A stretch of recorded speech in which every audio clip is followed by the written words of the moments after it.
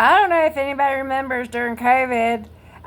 Not many people paid attention to the Georgia Guidestones before COVID. Before COVID, there was a lot of information on the internet and especially YouTube, but they did a scrub of a bunch of truth on YouTube and the internet pre-COVID. They did a scrub after COVID or during COVID, and I watched a bunch of shit on the internet. I watched a bunch of shit on YouTube before they scrubbed it, and I saw the Georgia Guidestones. I saw what they said, but I really only remembered one commandment. But if y'all remember during COVID, they bothered to show on the news that the Georgia Guidestones had been destroyed, and they showed a little bulldozer bulldozing all the crumbs of them away.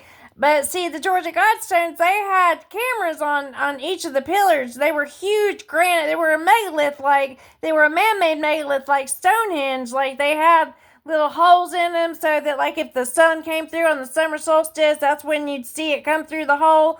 And, it was definitely an esoteric creation, but they didn't bother to investigate who crumbled the Georgia Guidestones. They just said, "Oh, well, they're gone." But one thing they had 10 commandments on each of these huge granite pillars that had to be put there by heavy equipment because they weighed like a ton apiece.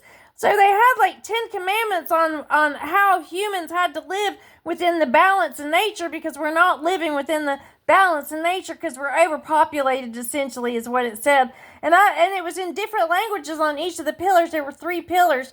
And I don't remember exactly what they said, but the last thing that it said at the bottom was that to live within the balance of nature, the human population had to be reduced to 500 million. That's the elite's plan for a cull, and they gave us warning enough because, plenty of people made videos about it, but they scrubbed YouTube of it. They gave us warning enough, and then they said, "Boop, it's gone. Look what we did."